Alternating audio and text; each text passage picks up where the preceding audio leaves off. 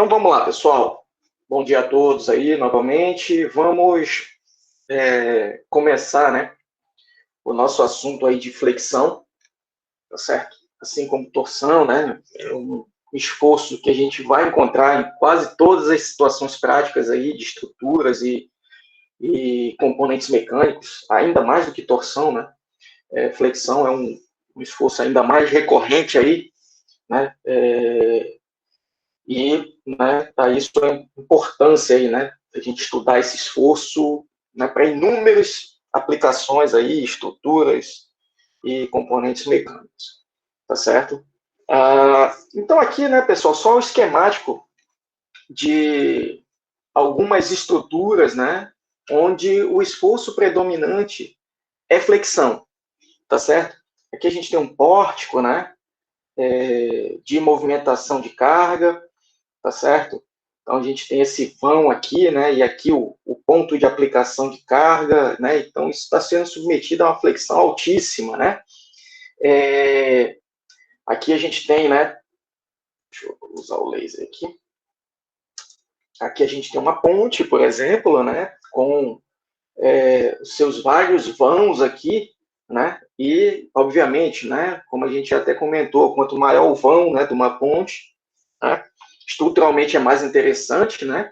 Você não ter tantos apoios assim, né? Tantas colunas, né? De sustentação, né? Porque você economiza, só que você aumenta as tensões de flexão, né? Atuando na ponte, tá certo? Mas às vezes você precisa de vãos enormes mesmo, né, pessoal? Né? Pensar em aqueles grandes navios que passam, né? Por debaixo da ponte, enfim, né? Então, às vezes o projeto tem esses desafios mesmo, né? E a gente tem que saber lidar com isso, tá certo? E calcular corretamente para não ter, né, grandes riscos. Né? Aqui só para a gente lembrar um pouco, né, assim, dos apoios, né, dos principais apoios que a gente costuma trabalhar, e aí a gente pode classificar, né, as vigas de acordo com os seus apoios, tá certo? Então, por exemplo, né, essa primeira viga aqui é um exemplo mais simples, né, uma viga biapoiada, tá certo? Com dois apoios, né, nas extremidades, dois apoios simples, né, um pino e aqui um rolete, né, esse aqui resistindo a movimentação vertical e horizontal, e esse daqui só horizontal, né? Então, aqui, né, esses três primeiros exemplos são de vigas estaticamente determinadas, perdão, né? Ou seja, as equações de equilíbrio, né, são suficientes para a gente calcular todos os esforços envolvidos no problema, né? Outro exemplo, né, de viga estaticamente determinada, né? Uma viga biapoiada também, mas com balanço. Então, o balanço, né, pessoal, é quando a gente tem, né, uma parte aqui da viga, né, que fica em suspenso ali, né, sem apoio. Né? Mas é óbvio que os apoios aqui existentes, né, dão conta de manter isso em equilíbrio, tá certo? Manter a estabilidade dessa viga, né? Assim como eu tenho, né, a viga engastada, que aí é a viga em balanço clássico, né? Quando a gente fala só viga em balanço, já pensa numa viga engastada só em uma das extremidades e ela solta ali, mas de novo, né? A estabilidade da estrutura é garantida, né? Com esse engaste. Agora, se a estrutura vai suportar ou não, né? Aí é outra coisa, né? Mas isso aqui diz respeito à estabilidade da estrutura, né? Ela ser estaticamente determinada, se ela é isoestática, se ela é hiperestática, né? Ou se ela é hipoestática, né? Uma estrutura hipoestática, tá certo, pessoal? É que ela não tem estabilidade, ela não tem apoios suficientes para ter estabilidade. Uma isoestática, que é o caso desses três aqui, ó, ela tem sim apoio suficiente, né, para ter estabilidade e ela é estaticamente determinada. Vigas estaticamente indeterminadas são aquelas que a gente chama também de estáticas, né? Mas tem mais apoios do que precisariam para manter o equilíbrio, para manter a estabilidade. Mas vários exemplos aí a gente tem, né? Por exemplo, o exemplo da ponte, né? Que a gente mostrou no slide anterior, né? Você tem lá muitos apoios, né? Intermediários ao longo da viga. Isso deixa, ao longo da ponte, isso deixa, né? A ponte, né? Como uma estrutura, né? Estaticamente indeterminada. Aqui, por exemplo, né? A viga contínua aqui, né? Com 3 apoios simples aqui, né? Aqui, ó, a gente viu que essa condição aqui, né, biapoiada, já seria suficiente para manter a estabilidade. Quando você volta mais um apoio, o que acontece? Você tem um apoio redundante aí, né? Você agora tem uma estrutura estaticamente indeterminada, só que é claro que você vai ter esforços menores aí, né, ao longo da viga por causa desse apoio intermediário. Uma viga engastada e apoiada, né? Tipo, estou engastado aqui, boto mais um apoio.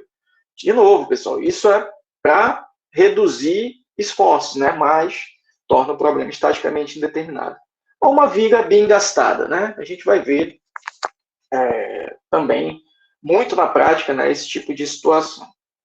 Tá? E aí, né, pessoal, o que cada apoio resiste em termos de resistência, em termos de esforços, né, o que cada um oferece em termos de reação, né, a gente já viu, né, na nossa revisão de estática, vocês não percam isso de vista, né.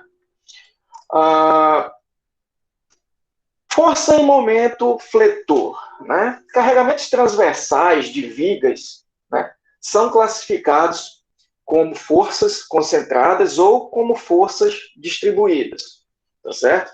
Então, isso daí também, a gente já resolveu alguns exemplos com isso, né, na nossa revisão de estática. As cargas aplicadas resultam em esforços internos consistindo de força cortante, tá certo? Quando a gente tem, né, pessoal, essas cargas transversais, ainda não estou falando nem de momentos concentrados aí, estou falando das cargas transversais. Por exemplo, aqui eu tenho uma carga distribuída, uniformemente distribuída, aqui eu tenho outras 2 cargas concentradas. Isso daí, pessoal, quando a gente for fazer seccionamento ao longo das seções, eu vou ter forças cortantes e momentos fletores. A força cortante, pessoal, né, vai gerar tensões de cisalhamento ao longo daquela seção, onde eu calculei o meu esforço cortante. Eu já sei fazer isso. E o meu momento fletor vai gerar tensões normais. Tá certo? Então, né, vamos pegando o que cada tipo de esforço provoca, né, em termos de tensão, né, a natureza da tensão que aquele esforço provoca. Né? Torque provoca tensão de cisalhamento, momento fletor provoca tensão normal. Tá certo? E aí isso, né, para isso ficar um pouco mais claro, né, aí a gente já recorre aqui à nossa primeira animaçãozinha. Então, aqui, né, pessoal, um esforço distribuído aí numa viga, né? Então, ó, como ela vai fletir, e aí pegando numa seção qualquer, ó, trabalhando da esquerda para a direita, olha a nossa convençãozinha aí aparecendo, né? Então, eu vou conseguir obter aí um esforço cortante, né, que eu chamo de V, um momento fletor, olha a convenção também, ó, sentido, né, se eu trabalho da esquerda para a direita. Momento fletor no sentido anti-horário e esforço cortante para baixo, né? E aí o que cada uma gera, né, em termos de tensão, tá certo, pessoal? Qual é o comportamento dessas tensões? Ó, esse esforço cortante, né, vai provocar tensões de cisalhamento ao longo da seção que vão se comportar ao longo da seção aqui da viga, ó, de forma parabólica, ou seja, vão sair de um zero na superfície, ó, vocês vão vendo que a setinha vai aumentando, né, à medida que eu vou me aproximando do centro da viga, do centroide. Então, ela sai de um zero na superfície, essa tensão de cisalhamento devido ao esforço cortante, passa para um máximo e volta para zero. Mas isso não se preocupe, a gente vai ver isso com bem detalhe no nosso próximo tópico, tá certo? Depois de flexão, vem tensões de cisalhamento devido a carregamentos transversais em vigas, né? Então, a gente vai ver isso com bem cuidado, né? E as tensões, né, devido ao momento fletor, tá certo, pessoal? São tensões normais. Vamos lá, pessoal. Como eu estou mostrando, né, que é o que interessa para a gente aqui, né? O momento, lembrem, né? Ele estava atuando, né, nesse sentido aqui, tá certo? Então, né, no sentido anti-horário, né? E o que isso vai provocar, né, pessoal? Isso vai provocar tensões compressivas na parte de cima, né, da viga, e trativas na parte de baixo. Aí eu já estou dando uma indicação do comportamento dessas tensões, tá certo, pessoal? Então, as tensões de flexão, a primeira coisa que vocês têm que ter na cabeça já, né? A direção das tensões provocadas por flexão são na direção da viga. Então, a viga está ali na direção X, né? Aí, porque assim, tem muita gente que confunde, não, pô, o esforço transversal é na direção Y. Aí a tensão vai ser na direção Y. Não. A tensão, pessoal, é sempre na direção da viga, né? Quando eu estou falando em flexão. Tudo bem? Tensão normal, sempre na direção da viga. Então, viga está ali disposta no eixo X, as tensões, devido a qualquer momento que estiver atuando ali, vão ser na direção X, certo? Não importa o plano em torno do qual eu estou aplicando esse momento. E ela vai ter, pessoal, esse comportamento, né? Linear, tá certo? E mudando o sinal, né? De um positivo para um negativo, tá certo? Esse é um comportamento bem característico das tensões de flexão, tá certo? Mas a gente vai ver isso com mais calma, né? Era só para vocês verem essa primeira animação, esse primeiro esquemático aqui, tá? Aí só lembrando, né, do que a gente já viu na nossa revisãozinha de estática, mas eu disse que aqui eu reforçaria, né, porque aqui, né, que é mais importante aquilo que a gente viu na nossa revisão de estática, porque os momentos, né, sempre variam muito, né, ao longo de uma viga, costumam variar, a não ser no caso de flexão pura, tá certo? Mas o mais comum é ele variando ao longo da viga, né? E aí, olha só, a determinação dos valores máximos absolutos da força cortante e do momento fletor exige a identificação da força e do momento fletor em cada seção solicitada. Tá certo? Método do seccionamento foi o que a gente já viu, né? Então nem cabe a gente, né, detalhar muito esse texto, mas o que a gente vai fazer, né, pessoal? Entre cada pares de esforços, né, a gente vai ter que fazer um seccionamento e determinar o comportamento daqueles esforços ali, né, do momento fletor, esforço cortante, enfim. E a convenção, né, pessoal? Se a gente trabalha de esquerda para direita, de novo, né, esforço cortante para baixo, momento fletor para cima. Da direita para a esquerda, isso se inverte, tá certo? Então, vamos relembrar isso daí. Né? E, pessoal, a gente também tem uma relação, né, que a gente pode estabelecer entre esforço distribuído, tá certo? Força cortante e momento fletor. Tá? É um método um pouco menos trabalhoso, né, do que a gente fazer seccionamento em vigas, né, que tem um esforço distribuído, e ele vai ser necessário, pessoal, né, principalmente quando a gente tiver esforços distribuídos, né, seguindo uma função não muito convencional. Por exemplo, aqui, né, um caso bem genérico, né, olha como se comporta esse esforço distribuído aqui. A gente pode ter coisas parecidas. Numa ponte, por exemplo, a gente vai fazer um teste de carga. A gente distribui lá caminhões, carros, enfim, né, ao longo daquela ponte. Então, a gente vai ter uma função meio estranha ali, né? Inclusive podendo variar em mais de uma direção. Né? Mas vamos aqui, né? Só para uma viga mesmo, ainda o exemplo aqui no plano, né? Mas com uma função, o esforço distribuído seguindo uma função qualquer aqui. Eu conhecendo a equação dessa função, pessoal, eu consigo determinar como os esforços cortantes também se comportam ao longo dessa viga e como o momento também se comporta ao longo dessa viga. Vamos ver aí como é essa relação, né? Então, olha só, eu estou pegando aqui, né, uma porçãozinha aqui dessa viga, tá certo?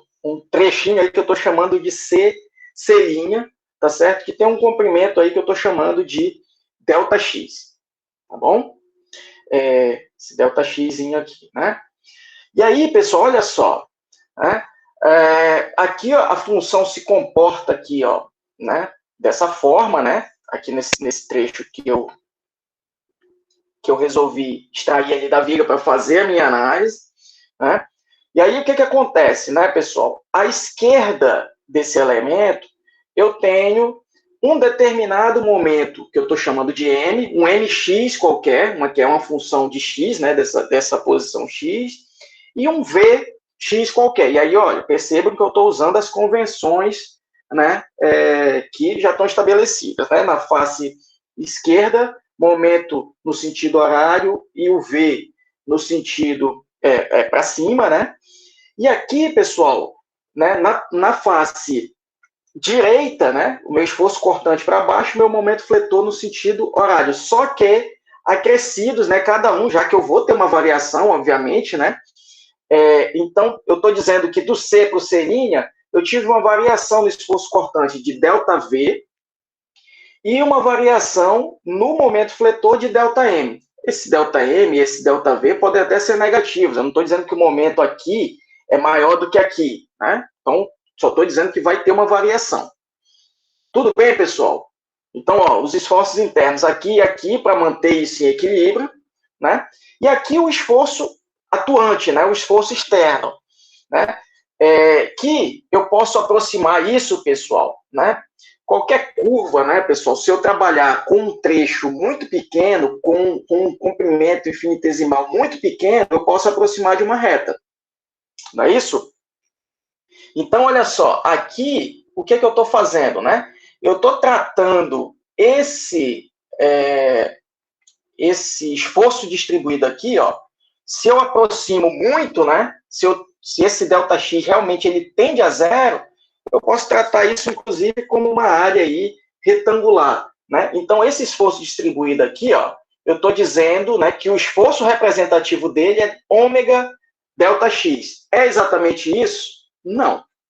Né? Mas como eu estou trabalhando com algo infinitesimal, com ΔX tendendo a zero, eu posso fazer isso, tá certo? Para qualquer comportamento que eu estabeleça nessa função aqui. Tudo bem, pessoal?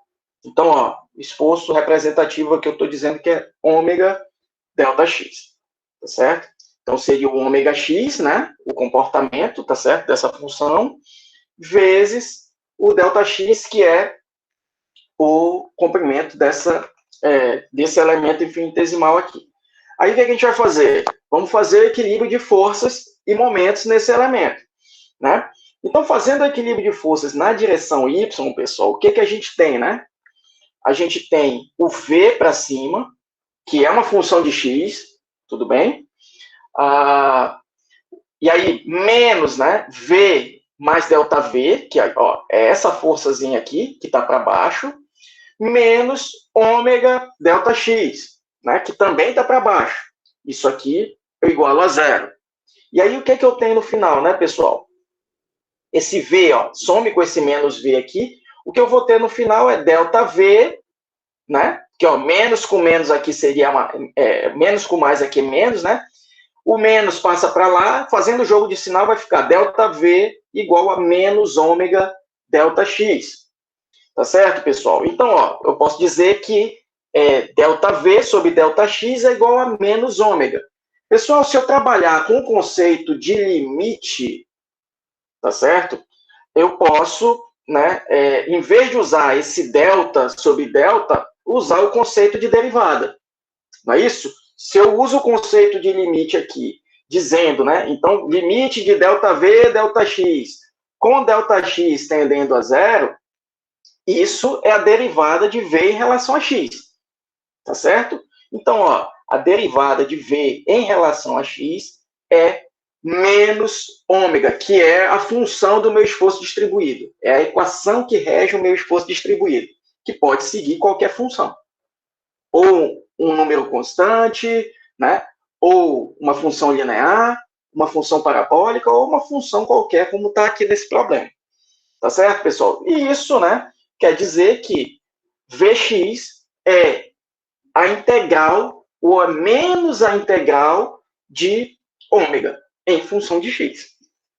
Tudo bem, pessoal?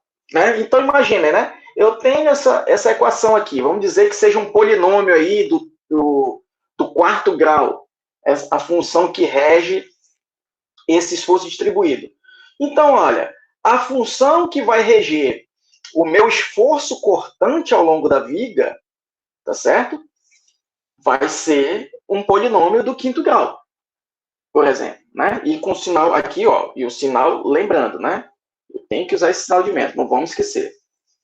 Tudo bem, pessoal? Até aqui tudo tranquilo, né? Então, a relação, ó, entre o esforço cortante e o esforço distribuído, né? Isso aí, em alguns problemas, vai ser necessário, tá? E a relação entre esforço cortante e momento fletor. Vamos lá. Vamos fazer aqui, pessoal, o somatório de momentos, ó, em relação a essa seçãozinha C' aqui, né? Então, o que é que gera momento lá, né? Obviamente, esse próprio momento aqui, ó, M mais ΔM, vai ser positivo, tá? No sentido anti-horário, né? Nossa convenção aí de somatório de momentos. Menos M, que está no sentido horário, né? Menos V vezes ΔX, ó, o que esse esforço cortante provoca de momento aqui é V vezes ΔX, e é negativo, porque é no sentido horário, e mais ômega ΔX, né, que é essa força, vezes ΔX sobre 2, tá certo? Que é a distância, ó, desse esforço distribuído até o C'. Tudo bem, pessoal? E também positivo, ó, que é sentido anti-horário. Isso tudo igual a zero. Então, no final das contas, ó, o momento aqui, esse M some com esse M, né? O que eu vou ter é só a variação aqui, então é ΔM, V ΔX menos meio ômega ΔX quadrado. Pessoal, se eu estou trabalhando com um elemento infinitesimal, se o ΔX tende a zero, tá certo? Eu estou dizendo que ele é um número muito pequeno, esse ΔX quadrado eu posso desconsiderar, tá certo? Então eu corto isso daqui, tá? E aí, pessoal, voltamos, né? ΔM sobre ΔX igual a V, né? E aí, de novo, usando, né, o conceito de limite, né? Que nos leva até a derivada, né? Derivada de M em relação a X é igual a V. Tudo bem? Então, o momento, né, pessoal, é a integral de V em função de X, em relação a X. Tá certo? E aí, olha, aqui eu tenho o sinal de menos, aqui eu já não tenho. É o sinal que tiver aí já na função Vx. Tudo bem? E aí, de novo, né? O mesmo exemplo. Se isso aqui, ó, por exemplo, segue um polinômio do quarto grau, né? O Vx vai seguir um polinômio do quinto grau e o momento vai seguir, por sua vez, um polinômio do sexto grau. Ok, pessoal? Então, estão aí as gerações e estão aí de onde vem, né, essas gerações por meio de uma análise de equilíbrio aí, certo? Num carregamento qualquer, tá? Pessoal, então, para a gente dar uma... Oi, pois não. Você pode botar no slide? Então, se eu quisesse o esforço cortante em C, por exemplo, V de C, eu teria que integrar de A até C. Não.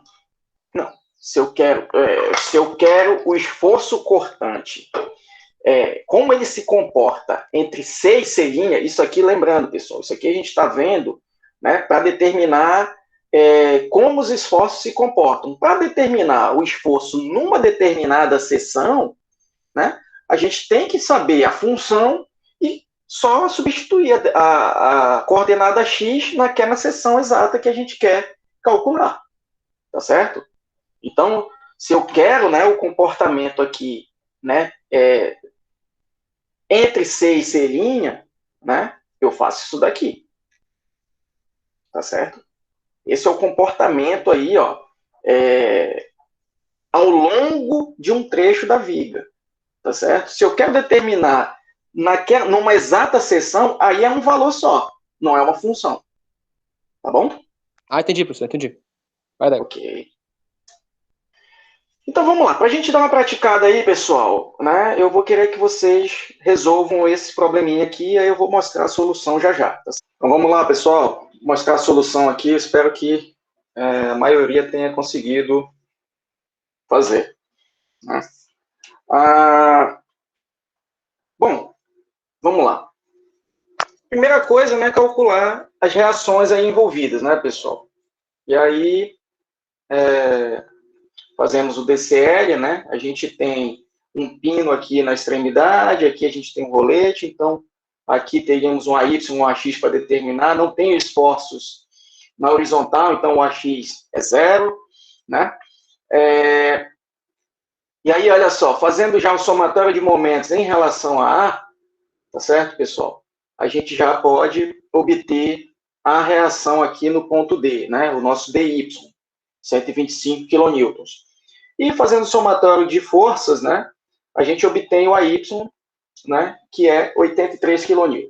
Eu acho que até aí todo mundo, né, foi sem grandes problemas.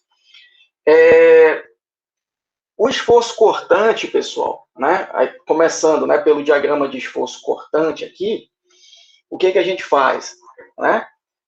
Eu vou ter que seccionar, né, nesse primeiro trecho aqui, né?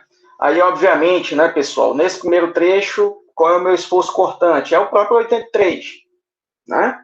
Você fazendo seccionamento aqui, né? O esforço cortante da esquerda para a direita para baixo, então 83 e positivo mesmo, tá certo? Aí, no segundo trecho, né, entre 94 e 54, novamente, fazendo análise aqui, né, só fazer o somatório de forças na vertical aqui. Vamos obter aqui o esforço cortante nesse segundo trecho, que é de menos 11, tá certo? E o terceiro trecho, a mesma coisa aqui, tá certo, pessoal? Fazendo seccionamento também, né? Aí eu poderia já trabalhar da direita para a esquerda, se eu quisesse, né? Ou seguir trabalhando da esquerda para a direita, né? Aí eu chego aqui num esforço de menos 65. Aí a gente tem outras formas de ver isso também, né, pessoal? Olha só. Se eu só tenho esforço cortante, não, esforços concentrados, é bem fácil da gente trabalhar, né? Por quê? Ó, eu tenho aqui, eu não preciso ficar fazendo esse seccionamento, né? Eu tenho 83 aqui para cima, tá certo? Então, eu já sei que o meu esforço, né, cortante nesse primeiro trecho aqui, até chegar ao outro esforço concentrado, é 83 positivo. Aí, encontrei aqui nesse segundo ponto, né, um 94 para baixo, tá certo? Então, eu vou ter um salto, né, que eu tenho um esforço concentrado, e o meu valor final aqui, né, de esforço cortante, né, vai ser menos 94 mais 83. Então, menos 11. Fui até encontrar outro esforço concentrado também para baixo. Então, de menos 54. Então, subtrai, né? O menos 11 de menos 54 vai para menos 65. E aí, aqui, né, pessoal, eu encontro um esforço concentrado para cima. Então, eu vou ter um salto aqui, ó, menos 65 mais 125 vai dar 60, positivo. E aqui, ao longo do trecho DE, né, eu não tenho mais não tenho valor constante, eu tenho valor variável, né, porque aqui eu tenho um esforço distribuído, constante, então o esforço cortante vai seguir uma equação de uma reta. Tá certo, pessoal? E aqui, ó, tá como isso aqui vai se comportar até chegar em zero na extremidade, que é uma extremidade livre. Tá certo, pessoal? Então, segue essa função aqui, ó. E aí, a função que isso segue, né? Eu posso fazer aqui por seccionamento, né? Esse trecho aqui. E aí, seccionei aqui, ó. Qual seria o comprimento, né? Desse segmentozinho aqui? É XE, né? Que é a coordenada XE que representa o comprimento total da viga. É a coordenada final da viga, né? O XE, menos X. Então, o esforço cortante, né? Vai ser igual a essa força representativa, que é 25 kN por metro, né? Vezes esse comprimento, que é XE menos X. Tá ok, pessoal? Então, olha o comportamento aí, né? O gráfico já de esforço cortante aí mostrado. E aí, só um detalhe, né? Esses valores que estão aqui, ó, nada mais são do que a integração dessas áreas aqui, ó. Esse retângulozinho, esse retângulo, esse e esse triângulo aqui, tá certo? Essa integral, pessoal, me dá a indicação do quanto o momento vai variar ao longo desse trecho, tá certo? Mas vamos lá, vamos ver agora o comportamento dos momentos, né? E aí, de novo, né? O momento, né, pessoal? Olha como fica mais fácil também, né? Eu sei que aqui no apoio simples, né, pessoal? Quanto tem que ser o meu momento? Eu posso ter momento ali no apoio simples, na extremidade da viga? Não, né?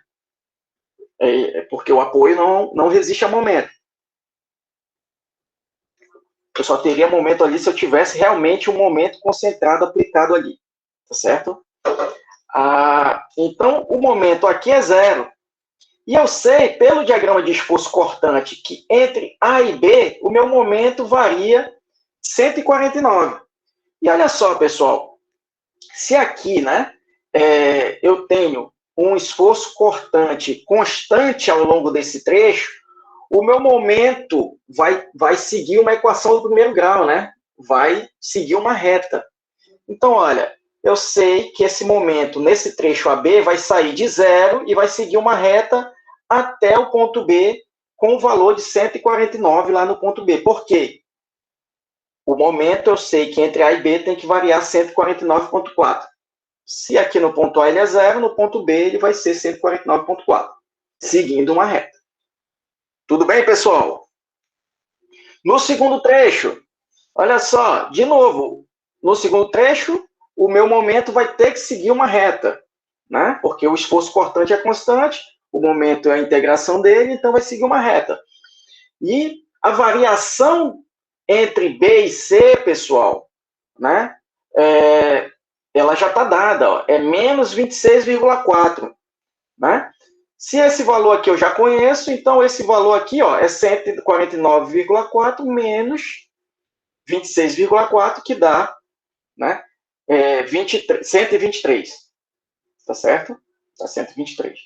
De novo, no terceiro trecho, vou ter uma reta também. E a variação, ó, vai ser de menos 195. Então, ele vai sair de 123, aí menos 195, até, então, menos 72.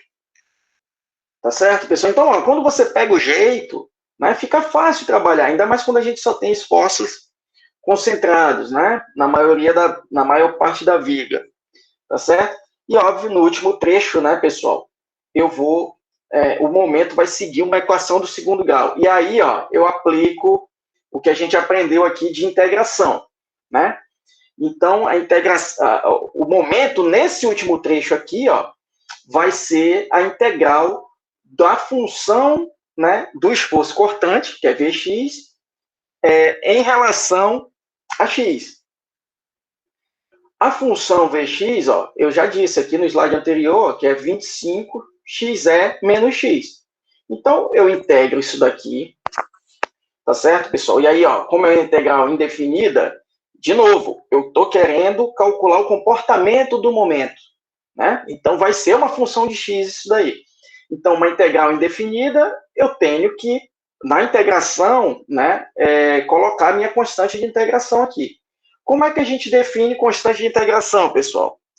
Condição de contorno, não é isso? E olha só, aqui na extremidade livre, pessoal, quanto é que vale o meu momento?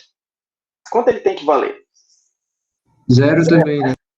Então eu tenho uma condição de contorno já pré-estabelecida para a coordenada x igual a xe, ó, que é 9,6 metros, né? Lá nessa coordenada, o meu momento é zero. Então, eu já consigo determinar minha constante de integração. É só substituir aqui, ó. Então, zero igual 25xe vezes xe, né, que eu estou trabalhando lá na coordenada xe, menos xe ao quadrado sobre 2. Então, essa constante de integração vai ser menos 12,5 xe ao quadrado. Aí, pessoal, jogo esse valor aqui, né? E aí eu vou aplicar, né, aquilo que a gente aprendeu em álgebra, né, da diferença, né, do quadrado da diferença, né? E aí eu vou chegar à conclusão que o meu momento segue essa funçãozinha aqui. Pessoal, eu quero que vocês pratiquem, né, fazendo também o momento por seccionamento. A gente já sabe fazer isso, né? A gente já sabe fazer isso. Então, façam por seccionamento e vocês vão ver que vão chegar nessa mesma equaçãozinha aqui. Tudo bem? E aí, olha, eu vou sempre ter interesse, né? Qual é o meu esforço cortante máximo e qual é o meu momento máximo, né? Percebam, ó, que aqui no ponto B é onde eu tenho meu esforço cortante máximo e meu momento máximo. Então, ali seria a minha seção crítica. Tudo bem, pessoal? Então, era só para a gente dar uma relembrada aí, né? Aqui, ó, tem um outro exercício, né, que aí eu vou deixar para vocês fazerem, tá certo? Já é com um esforço aí, ó, triangular, né, um pouquinho diferente, tá certo? O que eu recomendo para vocês, trabalhem com integração aí, tá certo? E façam, né, daqui para cá, né? Primeira coisa é estabelecer uma equação para esse esforço distribuído. Como é que a gente faz isso, né, pessoal? Isso aqui é a equação de uma reta, né? Então, o ômega x, né, que seria a função do esforço distribuído, é igual a um kx vezes o kx mais b, né? Onde esse k é o coeficiente angular dessa reta e o b, né, é o coeficiente linear, tá certo? Percebam, né, pessoal? Se eu trabalhar da esquerda para a direita, o meu coeficiente angular vai ser positivo ou negativo? Vai ser negativo, né? Ele está decaindo aqui, né? Então, estabeleçam, né, essa equação, encontrem, né, a equação para o esforço cortante e para o momento fletor, tá certo? E aí o comportamento está aqui, né? O comportamento está dado, tá certo? Então, o esforço cortante, né, vai seguir uma equação do segundo grau nesse trecho AB, e o momento, por sua vez, vai seguir uma equação do terceiro grau. Tá certo? Ok, pessoal. Então, façam esse exercício, tá certo? E encontrem gráficos parecidos com esse daqui, tá? Então, vamos lá. Vamos entrar agora, realmente, no nosso equacionamento, né, e na análise de comportamento das tensões de flexão, tá? O nosso equacionamento, pessoal, para a gente chegar nele, a gente vai partir de um estado mais simples, que é o de flexão pura, tá? Então, ó, a soma das componentes das forças em qualquer direção, né, quando a gente tem isso daqui, né, obviamente, vai ser zero, tá certo? O momento fletor é o mesmo em relação a qualquer eixo perpendicular a seu plano. Então, ó, quando eu tenho um estado de flexão pura, pessoal, por exemplo, essa viga aqui, né, com uma seção trapezoidal aí qualquer, né, ela está submetida a um momento concentrado em cada extremidade, um equilibrando o outro, obviamente. Eu seccionando em qualquer parte aqui, pessoal, em qualquer trecho aqui, eu vou ter esse mesmo momento atuando, tá certo? Um momento M aí, tá certo? E em relação a qualquer outro eixo, ele vai ser zero. Nesse momento, eu estou aplicando só num plano, por enquanto, o momento fletor aí, tá? Então, olha só, fazendo uma análise aqui, pessoal, né, de esforços aqui, ó, com essas forças aqui atuando nesses dois elementos infinitesimais quaisquer, o que a gente tem, né? O somatório das forças na direção x, né, vai ser zero. Lembrando, né, pessoal? Olha o momento aí como ele está aplicado. Então, eu tenho tensões compressivas acima da linha neutra ou acima do centroide da seção. A gente vai ver isso com mais detalhe. E eu tenho tensões trativas abaixo do centroide da seção. Tá? Então, o que eu tenho, né? Quando eu fizer o somatório das forças na direção x, isso tem que dar zero, né? E aí, olha, eu posso fazer isso integrando, né, todas né, essas forças aqui, ó, infinitesimais em toda a seção, né? O momento é em torno de Y, pessoal, em torno do eixo Y, aqui, né, para esse problema, eu estou dizendo que é 0 também, tá certo? Por quê? Olha só, né, se eu só tenho esse momento aplicado aí, ó, né, quando eu fizer, ó, os momentos que essas forças provocam em relação a Y, eles vão se anular, tá certo? Então, ó, estou tendo um momento positivo, né, um momento dessa força aqui num sentido e dessa força aqui no outro sentido em relação a Y. Tá? E o momento em torno de Z, pessoal, vai ser, aí olha só, estou trabalhando com uma coordenadazinha Y qualquer aqui. Tá? Então, ó, eu estou fazendo com base nessa forçazinha aqui, que é sigma x dA. Né? Então, o momento aqui, ó, em torno de Z, vai ser a integração de menos y sigma x dA. Esse sinal de menos, pessoal, a gente vai ver, né, vocês vão entender com mais calma, né? Porque, olha, se o momento é positivo, a tensão para um y positivo vai dar negativa. Então, essa é a razão desse sinal de menos, tá certo? É pelas convenções que a gente estabelece, né, e pela natureza das tensões geradas. Então, por enquanto, tentem absorver essas 3 equações de equilíbrio aqui. É esse caso no plano, né, de uma flexão pura aplicada, é isso aqui que eu tenho, né? Força na direção x, vai ser essa integração, e eu vou ter que chegar, né, que essa força, ela é 0, o momento em torno de y a mesma coisa, e o momento em torno de z vai seguir essa integração aqui e vai ter o valor m, né, do próprio momento aplicado. Tá? Agora, para saber esse comportamento, de novo, né, pessoal, vamos entrar nos conceitos de deformações aqui também, né, assim como a gente fez lá para a torção. Né? Primeiro, a gente vai assumir aqui algumas hipóteses simplificadoras, tá certo, pessoal? Olha só, o elemento, né, vai permanecer simétrico, não há distorções, tá certo? Então, eu permaneço tendo simetria aí no meu elemento, né? A linha AB, olha só, a linha AB, né, ao longo da qual a face superior da barra intercepta o plano dos momentos fletores, terá a curvatura constante. Então, olha só, se eu tenho flexão pura, né, em qualquer ponto que eu pegar aqui, ó, eu tenho a mesma curvatura. Tá certo, pessoal? E aí, né, qualquer seção transversal, né, uma terceira hipótese aqui, qualquer seção transversal perpendicular ao eixo, né, da barra permanece plana e o plano da seção passa pelo centro C. Então, isso aqui já é uma condição, pessoal, né, para o equacionamento, né, para vigas de Euler-Bernoulli, né, que essas seções vão permanecer planas. Isso não é totalmente verdade, porque eu posso ter distorções, não na flexão pura, né, mas quando eu tiver esforços transversais, né, eu posso ter distorções, né, ocasionadas pelas tensões de cisalhamento que também atuam na seção, quando eu tenho esforços, né, transversais e não flexão pura.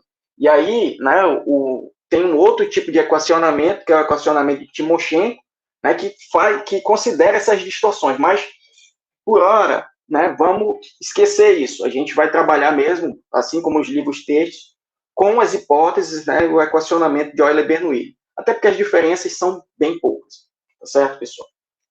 Então, ó, isso aqui que era plano, né? Então, eu tinha uma seção plana. Quando eu aplico a flexão, isso aqui, ó, permanece plano. Tá? É isso que essa terceira hipótese diz. E o centro, né? O plano da seção, né, passa pelo centro C. Tá certo? Então, ó, tudo vai convergir aqui, pessoal, né, para esse centro, né, de curvatura C. Imaginem, né? Eu apliquei aqui uma flexão, óbvio, né? Isso está bem exagerado, né? Então, eu tenho aqui isso aqui, ó. Se eu fosse fazer uma projeção, teria um círculo, né? E aí eu tenho o centro dessa curvatura aqui em C. Né? Quando M for maior que zero, né, a linha AB diminui o comprimento, enquanto a linha B', ó, que é essa linha aqui de baixo, aumenta o comprimento. Né? Então, olha a natureza aí das tensões, né? Compressivas para cima, né? E trativas abaixo do centroide. Tá? A superfície, né, linha neutra, mantém o comprimento inalterado e é paralela às superfícies superior e inferior. Então, eu vou ter algo, né, pessoal, quando eu tenho flexão, que eu vou chamar de linha neutra. Que se eu só tenho flexão realmente atuando, né, se eu não tenho outros tipos de esforços que também provoquem tensão normal na direção X, né, essa linha neutra necessariamente vai coincidir, né, e se eu só tenho um material também, né, vai coincidir com o centroide da seção. Tá certo? Com o centroide da seção. Né? Então, ali naquela linha neutra, né, eu tenho o meu comprimento, né, que eu tinha antes de carregar o momento, eu vou ter o mesmo comprimento, né, óbvio, ela vai agora estar curvada, assim como o restante da viga, mas ela vai ter o mesmo comprimento. Se eu calcular esse comprimento de arco, vai ter o mesmo comprimento que ela tinha quando era reta. Tudo bem? Então, essas 5 hipóteses que a gente vai assumir aqui. Então, olha só. O mesmo momento que a gente descreveu ali, né? Mesmo sentido, né? Então, isso aqui é um momento que eu considero positivo, né? A direita, ó, ele está no sentido anti-horário, e a esquerda ele está no horário. Esse é o nosso sentido positivo de momento. Então, ó, na face de cima aqui, como em todos os outros pontos, né? Acima do centroide, eu vou ter compressão. Tá? E abaixo, né? Na parte de baixo, eu vou ter tração. Tá certo? É isso que está sendo mostrado.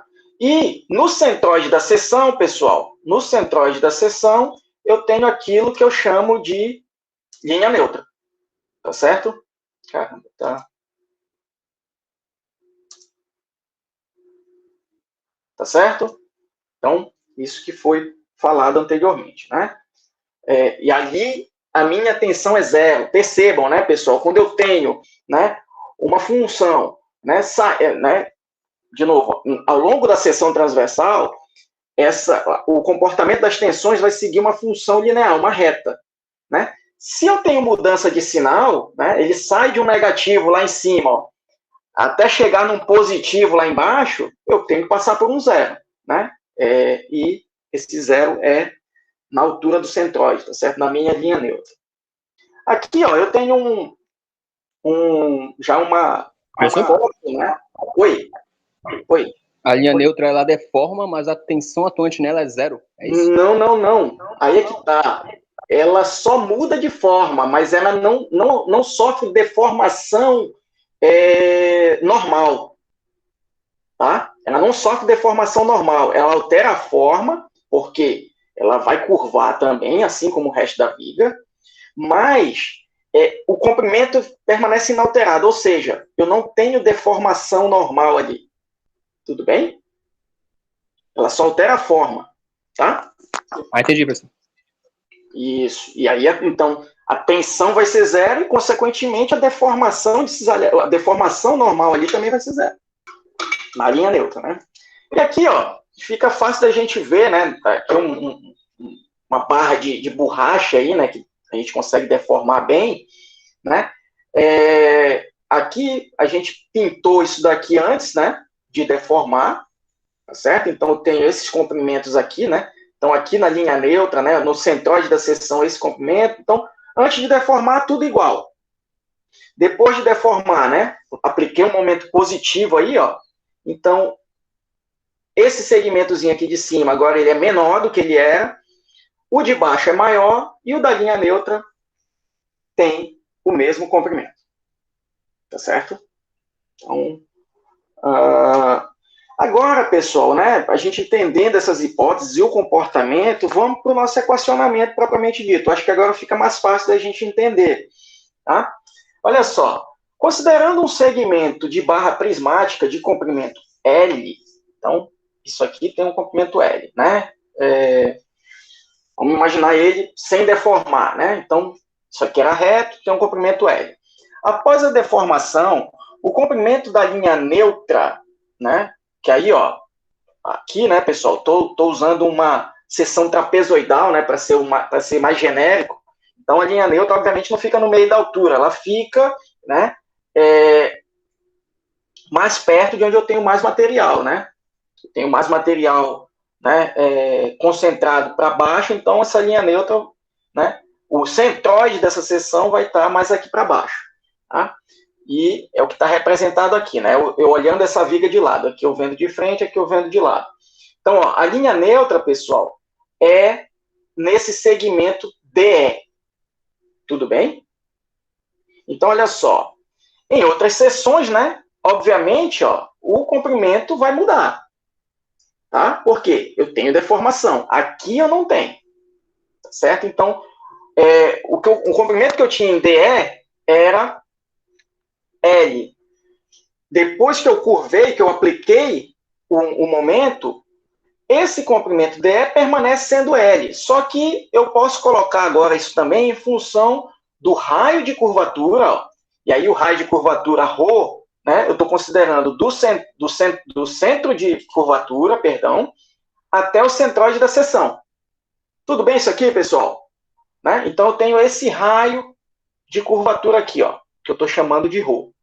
Né?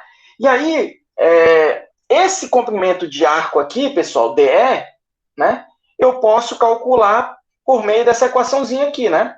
Comprimento de arco é o raio, né, vezes esse θ, né, no qual esse arco está compreendido.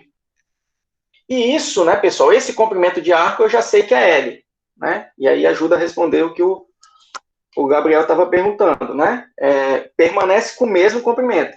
Então, ele só mudou a forma, mas não deformou, né, em termos de alteração de comprimento. Tá? Se eu pegar, pessoal, um segmento aqui de reta, ó, agora aqui acima do meu centroide, né, a uma distância y aqui para cima, y positivo, ó, então está acima, y positivo, né? Para baixo seria y negativo. Então, acima, ó, eu tenho JK, né, um segmento aqui que eu estou chamando de JK, né? E qual vai ser o comprimento, né, pessoal, desse segmento JK? Né? O ângulo, ó, já que está todo mundo contido no mesmo plano, né? O ângulo continua sendo θ, só que agora o raio de curvatura, pessoal, eu considerando aqui, ó, no segmento JK, não vai ser mais ρ, vai ser ρ menos esse comprimentozinho aqui, y. Tudo bem?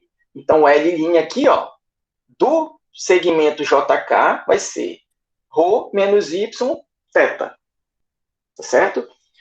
A variação, pessoal, então, ó, o comprimento inicial de JK era o mesmo de DE, era L também, não é? Antes de deformar. Então, a variação de comprimento desse segmento foi o quê, né? Esse delta aqui, o quanto ele variou de comprimento, esse segmento JK, foi L', tá certo? Menos L.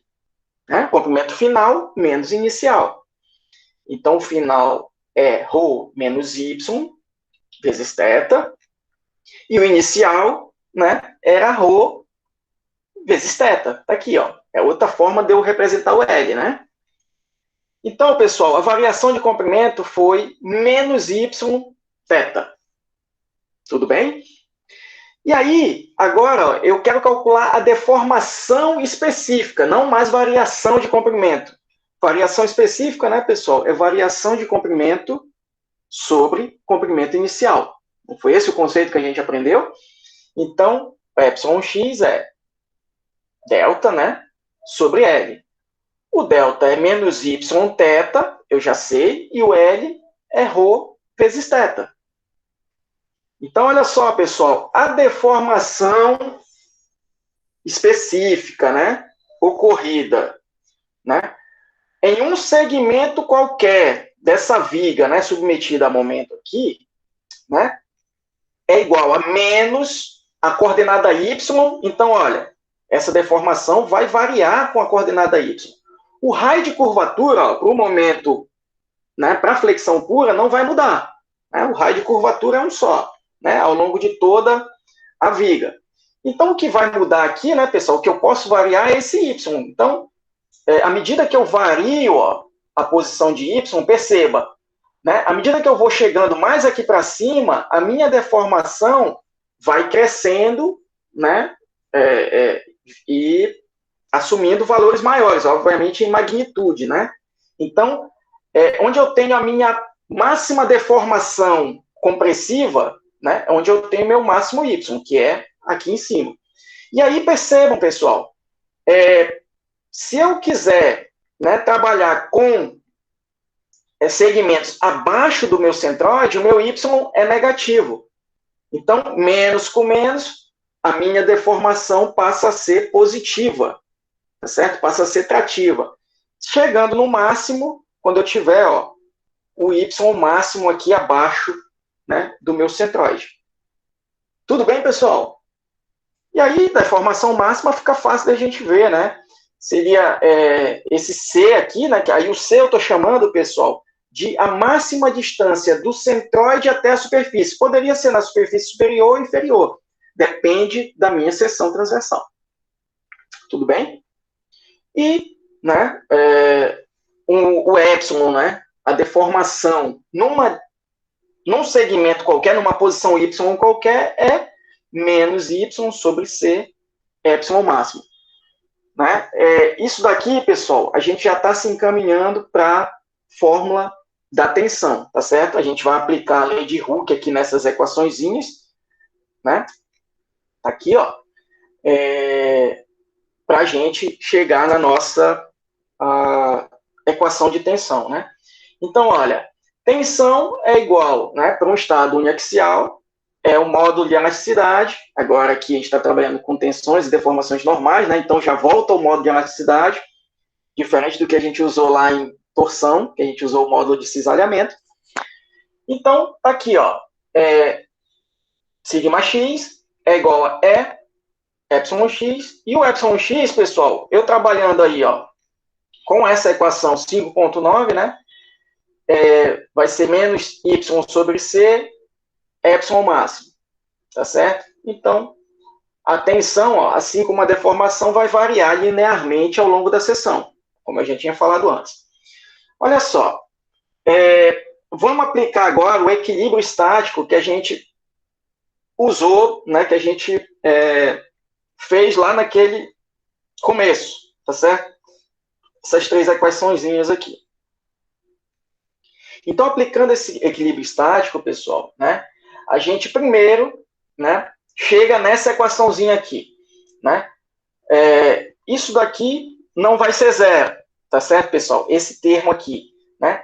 Então, isso daqui já me dá uma primeira conclusão, né? Que o momento de primeira ordem da seção, vocês viram isso lá, aprenderam isso em mecânica geral, né?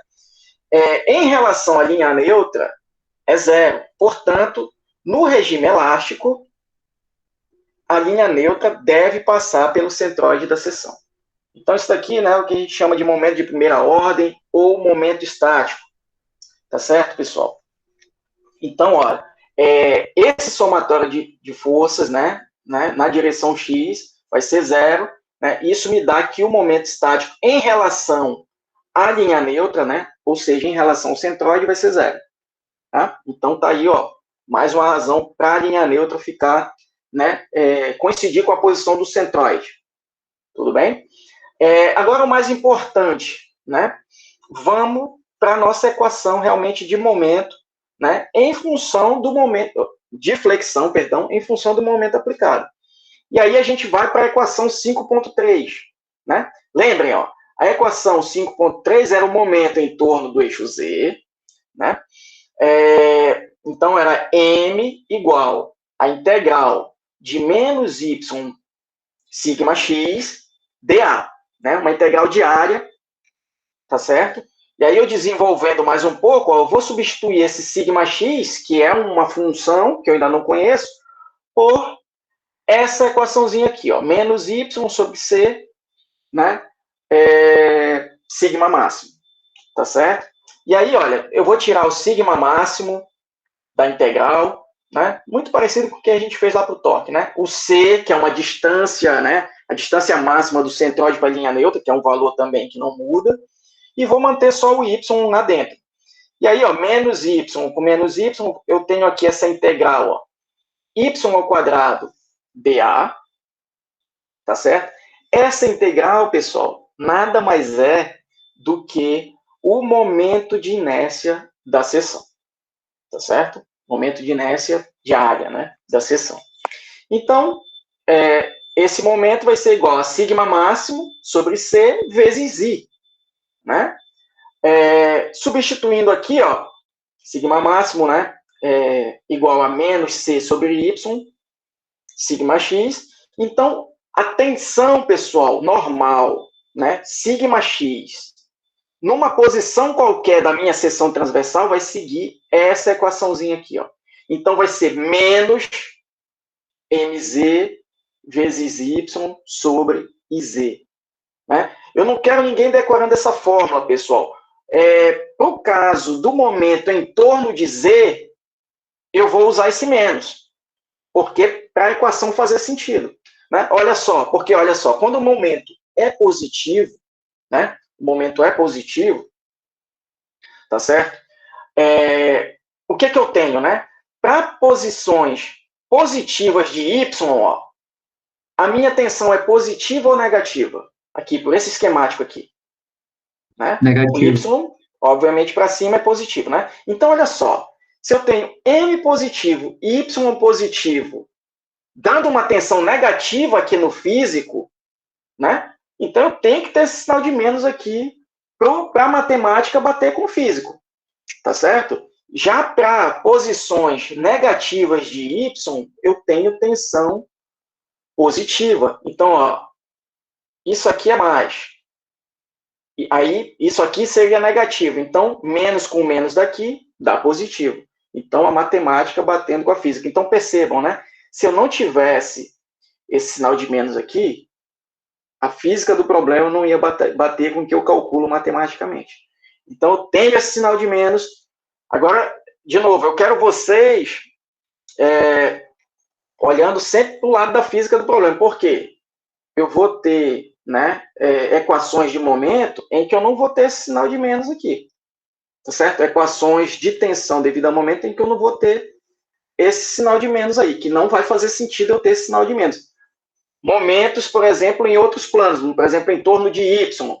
Mas isso a gente vai ver com mais calma, né, quando a gente vê flexão assimétrica. Tá certo? Que a gente vai trabalhar com momentos em mais de um plano, enfim. Mas o que eu quero é isso, pessoal. Não quero vocês decorando fórmula. Né? Eu quero vocês entendendo o porquê desse sinal de menos aqui. Tá certo? Para essa situação, eu preciso desse sinal de menos para a coisa fazer sentido. Tudo bem? Então, tá aí a nossa equaçãozinha, muito simples. Né? Então, ó, numa determinada seção, o meu momento tem um valor, um determinado valor. E o momento de inércia da seção também é uma propriedade geométrica da seção. Só o que vai mudar, né, é a posição y, onde eu estou calculando a minha tensão. E, por exemplo, se eu estou calculando a tensão aqui no centroide, o meu y é quanto? Meu y é 0. Né? A minha origem, pessoal, é sempre no centroide. Né? Então, a minha tensão vai ser 0. Né? E à medida que eu vou subindo, eu vou aumentando a minha tensão. Mesma coisa para o outro lado. Só completando aqui, né? Relação entre momento e curvatura. Tá certo? Isso aqui vai ser importantíssimo quando a gente trabalhar também com deflexão de vigas. Tá certo, pessoal? Então, olha só. Né? A deformação, né, devido ao momento fletor M é quantificada pela curvatura da superfície. Isso aqui, né, essa equaçãozinha a gente estabeleceu anteriormente. Né? Então, olha, a gente pode chegar nessa equaçãozinha aqui. Ó. Então, 1 sobre o raio de curvatura, pessoal, é a curvatura. Isso é igual ao momento atuando naquela seção sobre o produto E vezes I, que é a rigidez flexional ou flexural da minha viga, tá certo? Daquela seção, né, especificamente.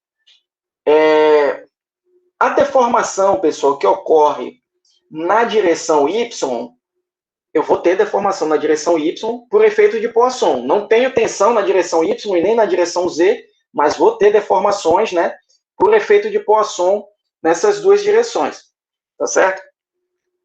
E eu tenho, né, pessoal, ó, assim como eu tenho a curvatura, né, ρ, né, o raio de curvatura ρ, né, formado, né, por esse dobramento aqui do momento, eu vou ter também pequenas curvaturas, tá certo? Geradas em direções transversais, né? Que seria o que a gente chama de curva anticlássica. Mas isso aqui é mais um detalhe conceitual que a gente não vai nem usar muito na prática, né? É só para vocês saberem que a viga também vai curvar, né, ao longo da transversal, tá certo? E essa curvatura, né, é dada por essa relaçãozinha aqui, tá certo? Por efeito de Poisson também, tá? Ok, pessoal? Bom, então, olha, tentem absorver, né? Eu vou colocar esse material para vocês, esses conceitos, esse equacionamento, esse comportamento, né? O porquê daquele sinal de menos. Vão entendendo isso que é o mais importante, tá certo? E aí, na próxima aula, a gente já volta resolvendo esse exemplo aqui, tá certo? E mais um detalhe, pessoal. A gente fez toda a dedução para flexão pura. Mas essa mesma equação aqui, a gente vai aplicar também quando a gente estiver trabalhando com vigas onde o momento varia. Tá certo? Aqui só a demonstração que foi por aqui, mas vocês vão ver, né, que as vigas que não têm flexão pura, que têm esforços transversais, enfim, a gente pode também aplicar essas equações, porque as diferenças na prática, né, para o equacionamento de Bernoulli, que é o que a gente usa, para o equacionamento de Timoshenko, eles são muito pequenos, tá certo? Essas diferenças. Então, essa mesma equação, a gente vai trabalhar também, ó, vai usar para problemas, por exemplo, desse tipo aqui, né, onde eu tenho o momento variando, né, ao longo da viga, não só para flexão pura, né, como é esse exemplo aqui, por exemplo, né, se eu tenho um momento fletor, né, aplicado na extremidade e eu tenho a outra extremidade engastada, eu tenho um caso aí de flexão pura, tá certo? Mas eu vou poder usar em outros casos também. Ok, pessoal? Dúvidas? Devem ter algumas, né? Mas eu peço para vocês darem uma estudada aí, né? Para isso ficar mais claro, tá certo? Não tem nada complicado na aplicação da fórmula, principalmente, né? Professor? Mas tem alguns detalhezinhos para vocês terem cuidado. Sim. Sobre o coeficiente de Poisson, a senhora vai comentar alguma coisa sobre a respeito lá na frente? O coeficiente de Poisson a gente já conceituou, né? Ele é a sensibilidade, né, transversal, né, de um determinado material a uma tensão, né, que atua, né, vamos lá, deixa eu lembrar só para conceituar direitinho, né? O coeficiente de Poisson, né, ele dá a medida, né, do quanto um material é suscetível, né, a deformar transversalmente a uma carga. Então, tem uma carga numa determinada direção, uma tensão numa determinada direção, né, mas aquele material também vai deformar em direções que não aquela da aplicação da tensão. Esse é o efeito de Poisson. Tá certo? No caso, ele é calculado ou ele é medido? Ele é medido. Ele é medido na prática. Tá certo? Então, vamos lá. Por exemplo, pensa no ensaio de tração, né? Eu estou lá aplicando tração, tá certo?